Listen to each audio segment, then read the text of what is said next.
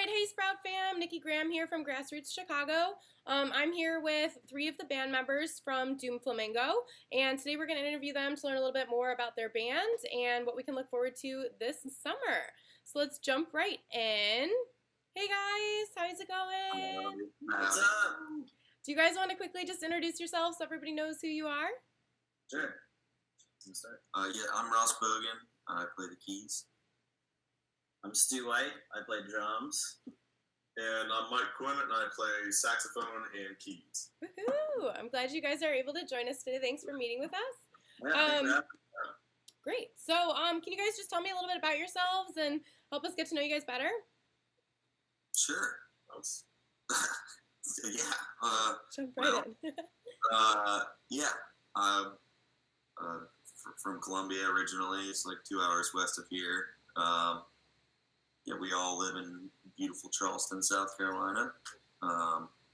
Yeah, we've been all kind of playing music together for years. So it's kind of cool to finally all be in like one cohesive project together. And we're really doing it, man. It was kind of more about us, but let's see. Stu, tell us a little about yourself.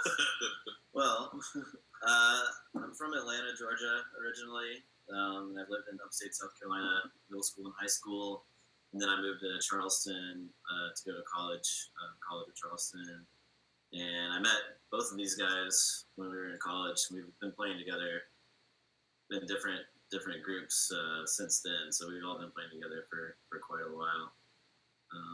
Yeah, like long walks on the beach and cold beer. Mike? My name's Mike. I'm from Fairfield, Connecticut, which is like 45 minutes outside New York City. Okay. Came down to Charleston about 15 years ago. Went to college for some random stuff and started doing the music thing. And Ross and I were in a band a long time ago, a funk band. Wadata, which is kind of when we got kind of serious. And then sometime after that, we got more serious, and then we finally found each other in another band, and here we are. Very cool. Yeah. Well, thank you. So when did you guys each start playing the keys and drums and the saxophone? I started playing saxophone when I was, I think, 10. Okay.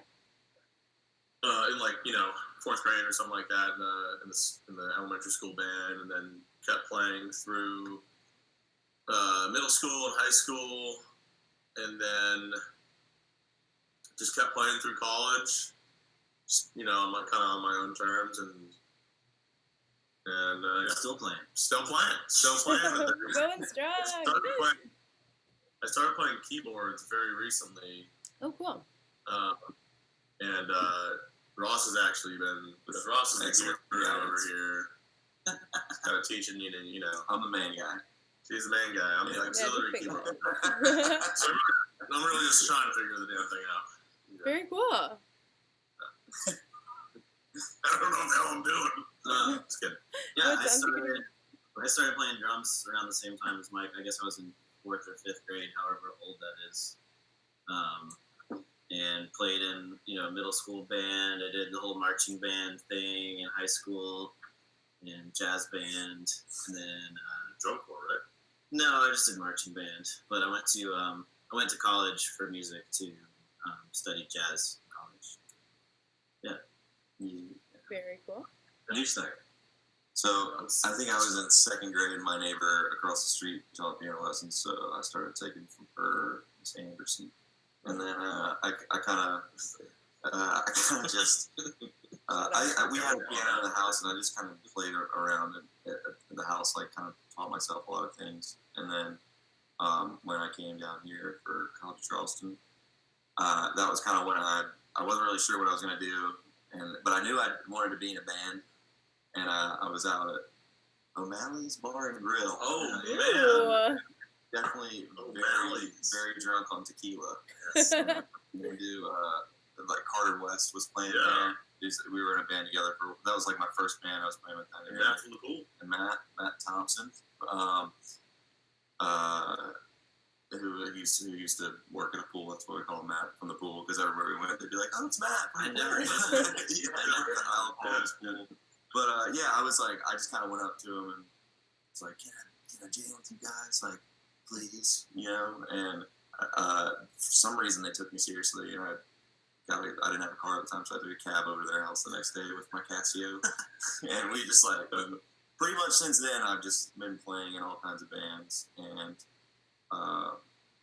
lots of bands around here, and I've toured with several different bands of many different varieties, and then once I graduated, I moved to Athens, Georgia for a while, and was playing with like a Southern rock jam band down there, and then toured with another band, sort of, and training from here, so kind of just like, I've just been like bouncing around a good bit, I feel like.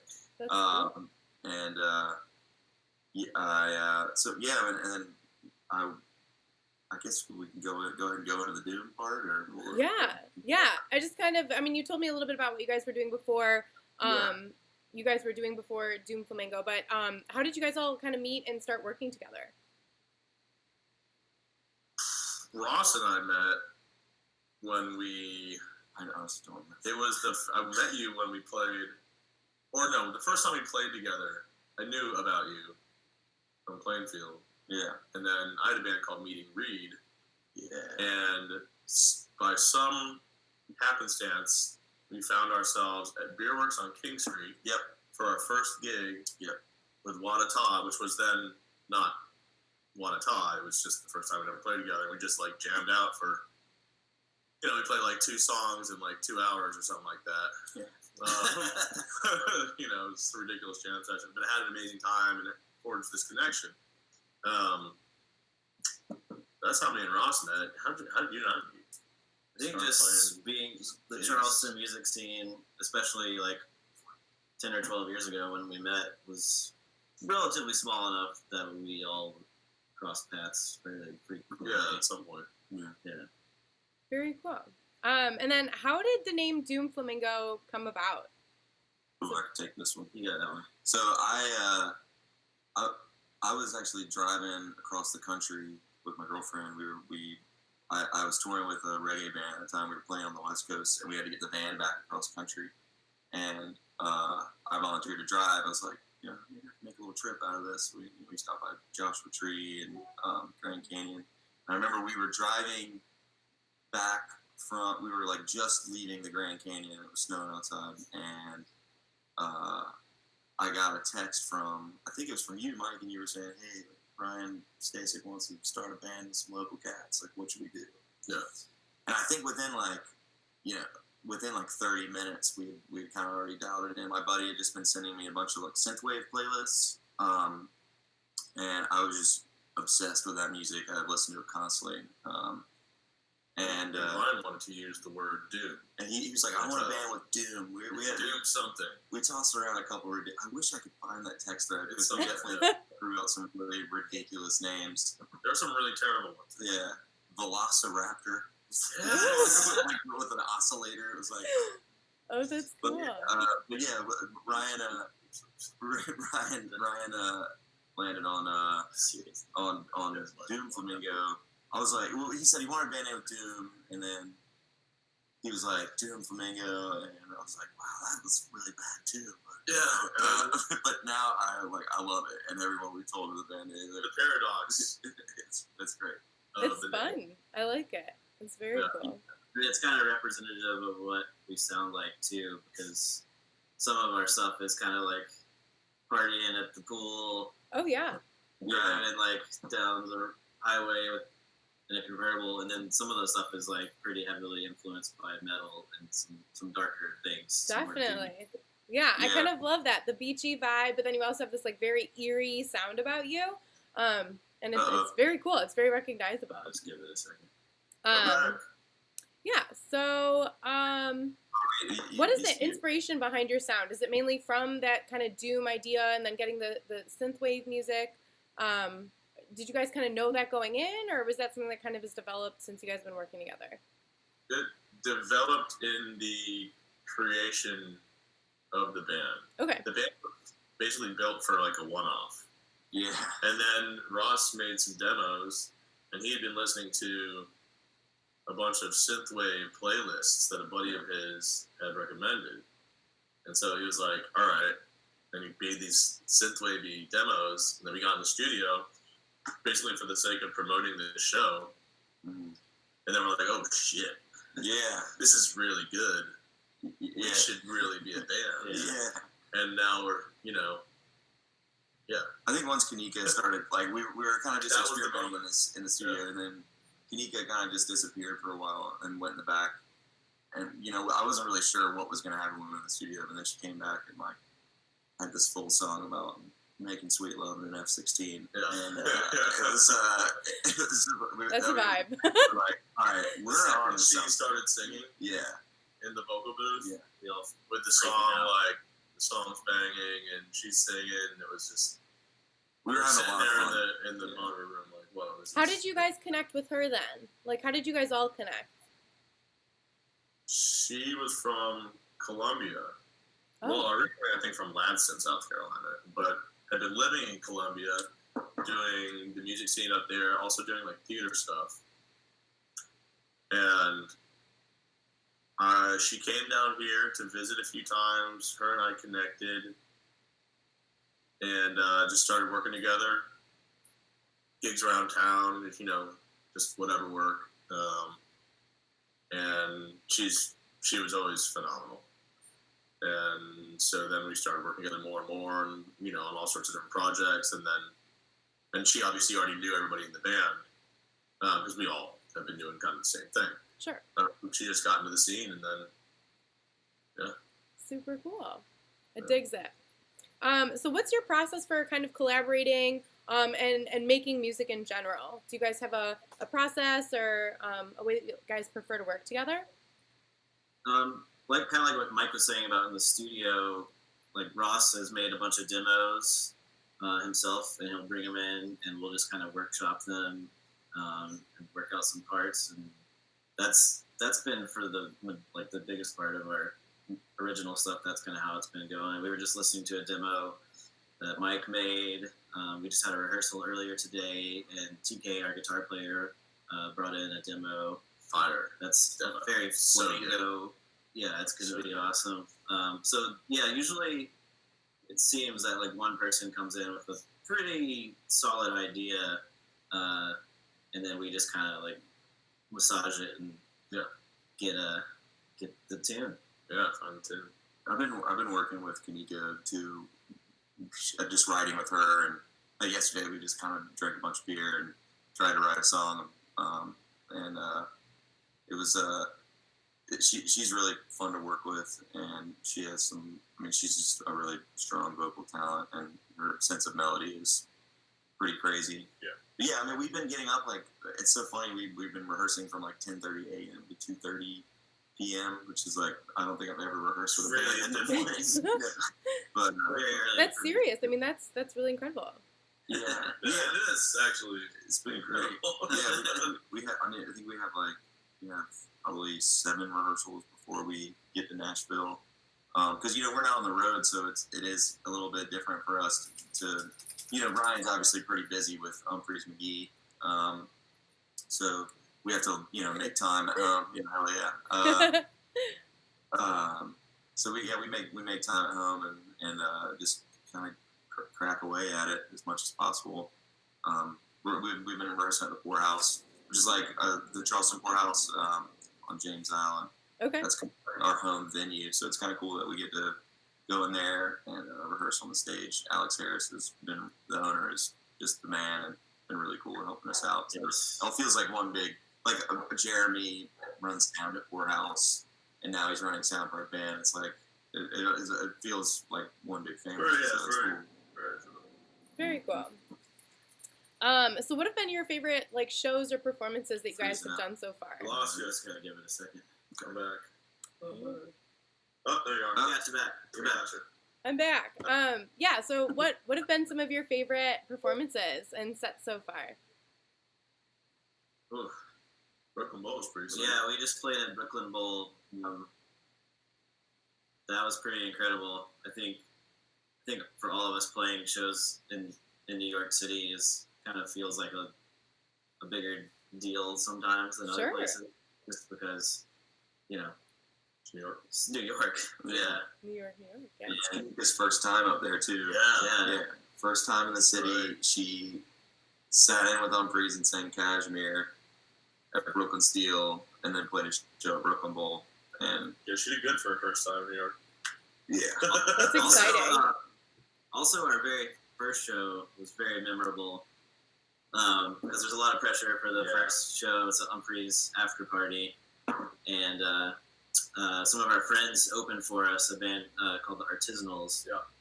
And so we're doing changeover. They had finished their set, and we're getting ready to go on. And we had spent like 2 days in the venue we played, rehearsing and sound checking, getting everything perfect. And the sound engineer comes up and he's like, the soundboard crashed. We lost like all of the settings. Like we have to start from scratch. The whole show. Oh my god. There's like 600 people like sitting there waiting for us to start, and we're all just panicking, like trying to even just figure out like what channel, what microphone is on, and like redo our mix on stage and everything. Oh my god. Good credit. Stacey was just like, guys, it's gonna be cool. Yeah. He was like, it's cool, man. We were like, oh, dude. I mean, and right. And then like all of Humphreys was there. Yeah, like all the guys from Humphreys were waiting. And then we finally get to a point where we're ready to start, and a cop appears on stage. Oh, I forgot about that! What?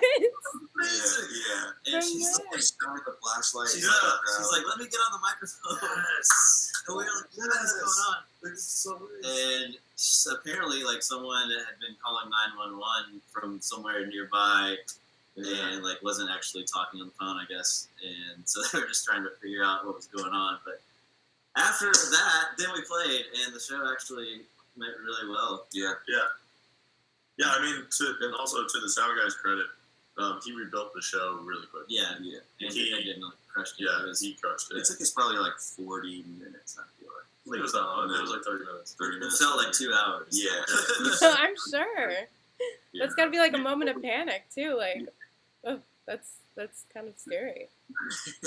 But it's like I think it was a good moment for us because like logistically, I don't think it could really get much worse than that. And the fact that we're able to like come together and like Sure. pull it off like a really cool growing moment for the band. It's like Definitely. I didn't really know us that well at that point, so it was like it was kind of like I think after that we probably got a good gauge of character that was like, all right, we pros. So Fun through the crisis. I'm just kidding. I looked over at Thomas, and when the cop got on stage, Thomas just goes.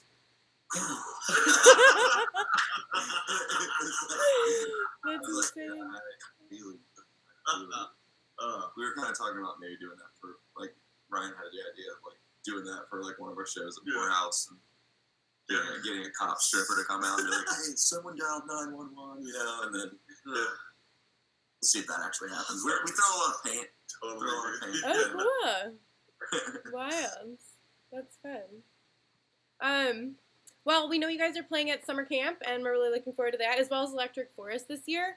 And Russ, you've been to Forest. Yeah. From last year. Did you have any fun experiences or a fun memory from Forest last year? Yeah, we were only there for the day. I was playing with the reggae band, The Movement, and we played right before Waka Flocka, which is like he put on a great show. Wow. Very crunk. It was and he's from Atlanta too, isn't he? I could be wrong. Yeah. We had one night there, so I stayed up all night and went to see as many shows as I could, and saw Ott. That was pretty cool. Ooh, yeah. Band. Just saw him this year. Nice, yeah. He was great, and Kyle Hollingsworth is I was super heavy into string cheese for a while, and still listen to him some. And Kyle Hollingsworth was definitely an inspiration for me. So cool to see him, and yeah, I stayed up all night and checked us all in the airport with all our gear the next morning. So it was pretty fun. It is a pretty crazy interactive thing. There's like it's not just music. There's like all kinds of cool art installations, and I think everybody's kind of just going into the woods, getting weird for a couple of days. Yeah. I feel like people at that festival are more into like the crazy outfits and it's a whole thing. You know? It is. It's a magical place. Yeah, it really is. It really is. I'm excited. I can't wait for y'all to see that. Yeah, It's gonna be really. I think Kanika's gonna get her mind blown. Yeah, for sure. She's really into the outfit scene too, so she's gonna love that a lot. So Hey. she doesn't do a wardrobe change here and there. Or two. For sure. Yeah. Well, summer camp is also a really fun festival. I hope you guys are really looking forward to that one. It's definitely one of our favorites. Yes. So yeah, definitely take some time to explore the forest and see as many great artists as you can while you're there. It's definitely like my favorite for the summer, so really looking forward to that. Now I understand you guys have a comic book coming out. Yes. Can you tell me a little bit about your experience kind of writing and maybe illustrating, or how it's been to kind of come out with something like that, a graphic novel? So we're not really doing any of that. Oh. This guy Jordan, who's now a really good friend of ours, who lives in Toronto, or just outside of Toronto, in Kitchener, Ontario. Yeah. Ross had met him or reached out to him on Instagram. Yeah. After seeing some of his stuff. Yeah. And he's also kind of in like the synthwave world of, on the aesthetic side, the visual aesthetic side. And so he started doing art for us in general, poster work and album work and just stuff like that. And so this idea kind of developed, and like the music in its inception is kind of cinematic and lends itself to other mediums of art, like be them movies or comic books or just any visual art. Sure. So this idea kind of developed amongst us. Like, what could we do? This graphic novel or a comic book or like, playing cards or whatever, like all these different ideas. And we became much better friends with Jordan. We've flown him down for a bunch of our shows. Yeah. I mean, he's awesome. And he's like the most unique and genuine and amazing dude. And he's also brilliant. And so he's actually, and has a lot of knowledge as far as when it comes to the actual comic book writing and storylines and stuff like that. Sure. So he's really been the one developing and spearheading that, Cool. as far as actually writing the storyline, the story itself, and creating all the visuals. Do you know a little bit about the story yet, or is that kind of TBD? So we do, and I'll give you like just an idea, because I don't want to tell you exactly, because frankly it's probably evolving in Jordan's mind as we speak. Yeah. But basically, if you look at any of our previous poster work, you'll see our characters. Like Stu is like a cyborg guy with some robot arms. He's got robot arms. He's got like flying contraptions. Stu's also like a gadget guy in real life. Like he's got a bunch of drones and stuff, and just photography and all that stuff. Okay. So before creating our characters, he asked us, like, what are your favorite mythological creatures? What are your hobbies? What are your favorite colors? Like, what do you do? And created these characters based on our answers. Which was crazy. It was so cool to like. Yeah. I've never had a cartoon of myself. I don't think I've ever even done like a caricature at a fair, but it was so cool to see my cartoon character for the first time. Yeah, it's like really, really cool. And Jordan did an amazing job. He really did. So you're the gadget guy, and then Mike, who are you in this in your character? Or what's your character like? I'm like a cyborg Pegasus jet. Ooh. Like I've got a thruster in my chest. Okay. And I've got like cyborg horse legs. Okay. And I have saxophone battle act or something like that. Ooh. Yeah, so these are some of the characters in the story. They're not the main character. The main character is Domingo, who's kind of like the harbinger for doom. I don't know if you can see that. Oh, wait, where's the? Yeah. Yeah. Okay. Right there. Yeah. And you have a song, Domingo's Drive, right? Is that kind of based on him? Yeah. That's okay. Cool. The music's gonna eventually it kind of plays into the comic book. Yeah. It's like music for a scene in the comic book. Yeah. Like there's a whole script. There's the whole like dialogue in the beginning. Where he's like, hell. That was me. By the way. Very cool. That all that dialogue is in the comic book. Oh, that's really cool. Yeah, like a whole like story, like movie coming out or something. That's really exciting. I'm pretty pumped. And Ross, what's your character? I'm a demon. Ooh. Yeah. With a guitar blade. Okay. It's like a giant pocket knife with a guitar. Right on. You know, like your track. Yeah, the blade comes out and he'd like. No. These are wild. This is so cool. Yeah. I want something like that. It digs it. I feel like I've seen them on your guys' Instagram. But Yeah. I'm looking forward to seeing more. This sounds really cool. Yeah. Very nice. Awesome. So are you guys familiar with Grassroots a little bit? We're a hat and apparel company. Yeah. Yes. Do you guys have I was any? introduced. Sorry, go ahead. I've seen the lettuce guys wearing the hats for sure. Do you guys have any favorite hats or artists that we've collaborated with, or favorite pieces in your own closet? You guys did collaborate with lettuce, right? Yes, we have. That'd probably be that's probably my favorite. Yeah. Okay. Those guys are awesome. I got to hang out with them at Lock-In last August. Mike mentioned I do a little bit of videography and photography, but I got a last minute gig doing video for them, like just of the whole festival. So I got to hang out with them. And, That's super cool. They're definitely sporting some grassroots stuff. We'll have to touch base on that. I'm picturing a black and pink Grassroots apparel doom collaboration. I am too. You know, we actually have like this Vice Roots line, and we have like a little pink flamingo G sprout, which is our symbol. And anyway, I am with you on that. I totally see this like pink flamingo vibe going, and we'll have to touch base about that. But yeah, well, thank you for talking to me today. I'm really glad that we could connect and that you guys could do this interview with us live. We really appreciate that. We'll definitely send you guys some merch too for doing this. You guys can kind of represent some more Grassroots and support us as we support you guys. Sure, yeah, we're happy dudes.